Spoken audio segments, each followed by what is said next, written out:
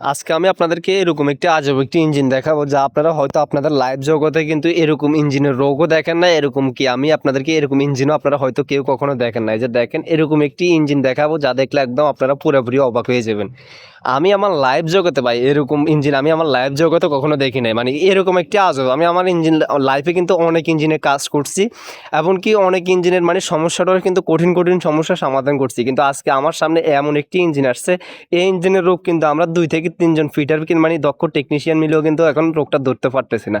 এখানে কিন্তু রোগটি মানে টোটালি কোন জায়গায় মানে আমি সেটাই বুঝতেছি না। এখানে কিন্তু সমস্যাটি হচ্ছে যে ইঞ্জিনের সমস্যাটি হলো, এখানে ইঞ্জিনটা অতিরিক্তভাবে ঝাঁকাঝাঁকি করতো, তার পাশাপাশি ইঞ্জিনটা একটু তেল বেশি খাইতো। তো তেল বেশি খাওয়ার কারণে আমরা কি করছিলাম, ফাইবারের যে ফিনিয়ামটি আছিল ফাইবারের ফিনিয়ামটি সহকারে চেঞ্জ করছি, আর একটি নতুন নজল এবং একটি নতুন ফ্যালাঞ্জার চেঞ্জ করছিলাম। এখন নতুন ফ্যালাঞ্জার এবং নতুন ফাইবার চেঞ্জ করার পর এখন আর ইঞ্জিনটা কোনো প্রকার স্টার্ট হচ্ছে না। ইঞ্জিনে কিন্তু তেল সব কিছু মানে অ্যাকুরেটভাবে মারতেছে, ইঞ্জিনে ফ্যালাঞ্জারে তেল মারে অ্যাকুরেট, কিন্তু ইঞ্জিন আর স্টার্ট হতেছে না। যে দেখেন আমরা কিন্তু এখন সামনের যে চেম্বারটি আছে, সামনের চেম্বারটি খুলতেছি। তো আপনারা কি যে দেখেন, এখন কিন্তু আমরা হেড আছে যে হেডও কিন্তু গ্যালিং করাইতেছি। আপনারা আবার অনেকে বলবেন যে ভাই হেড সমস্যা আছে হয়তো, তো আমরা হেডও কিন্তু গ্যালিং করাইতেছি। হেড গ্যালিং করানোর পরেও কিন্তু সঠিক সমস্যাটাই রোগটাই ধরতে পারতেছি না। তো এই যে দেখেন, এখন আমরা সামনে চেম্বার আছে, সামনে চেম্বারটি খুলবো, সামনে চেম্বার খুলে দেখবো যে এটা সামনের ভিতরে কিছু সমস্যা হয়েছে কিনা। এখন ইঞ্জিনটা কোনো প্রকার স্টার্ট হচ্ছে না। আচ্ছা আপনারা বলুন তো, আপনারা কি এরকম সমস্যার মুখোমুখি কি কেউ কখনো পড়ছেন কিনা, বা এরকম সমস্যা কি আপনারা দেখছেন কিনা, আপনাদের লাইভ জগতে হয়েছে কিনা? দেখেন আমার লাইভ জগতে এরকম সমস্যার মুখোমুখি পড়ি নাই। এই যে দেখেন ইঞ্জিনের ভিতরের কন্ডিশনটা কিন্তু ইঞ্জিনের তো সব কিছু ঠিক আছে ভিতরে, কিন্তু এখন লাইনার পিস্টন যেটা আছে আমরা ওইটাও চেঞ্জ করে দেখবো যে ওইটা দিয়ে চেঞ্জ কাজ হয় না।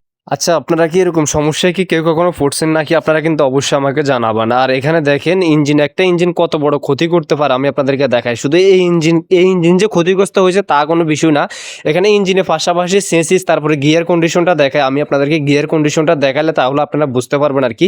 গিয়ারের অবস্থা একবার পুরো বাজে হলো অবস্থা হয়ে গেছে। সেন্সিসের অবস্থাটা দেখুন, একবার পুরোপুরি সেন্সিস ভেঙে একবার পুরোপুরি মানে এটা কি একটা অবস্থা হয়ে গেছে, সেন্সিস পুরোপুরি ভেঙে গেছে। যে দেখেন গিয়ার কন্ডিশনটা দেখুন, গিয়ারের অবস্থাটা কত বড়, মানে একবারে গিয়ারের প্রিমিয়াম যা আছে গিয়ার দেখেন এখানে 30 প্রিমিয়াম কাউন্টার প্রিমিয়াম হতে এভরিথিং অনেকগুলো প্রিমিয়াম কিন্তু এখানে কিন্তু মাই গেছে, অনেকগুলো প্রিমিয়াম মেয়ে গেছে এখানে দেখেন।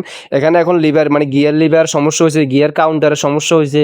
তারপরে 30 প্রিমিয়াম যেটা আছে 30 প্রিমিয়ামের অবস্থাটা তো একবারে মানে কি বলবো, একবারে পুরোপুরি বাজ অবস্থা হয়ে গেছে। ইঞ্জিন অতিরিক্ত জাঁকাজাকির করার কারণে আর কি, মানে একটা ইঞ্জিন যে দেখেন জাঁকাজাকি করার কারণে কত বড় একটা ক্ষতি হতে পারে। আপনার যদি এভাবে যদি এই ভিডিওটি যদি না দেখেন তাহলে কিন্তু আপনি কখনো বুঝতে পারবেন না। যে দেখেন মানে ইঞ্জিন একটা 20 ঘোড়া ইঞ্জিনে জাঁকাজাকি করার কারণে গিয়ারের সমস্যা হয়েছে, তারপরে ইঞ্জিনের তো প্রায় অনেক কিছুর মধ্যে সমস্যা হয়েছে। সেন্সিস একটা ইঞ্জিন জাঁকাজাকি করলেও কিন্তু অনেক সমস্যা হয়।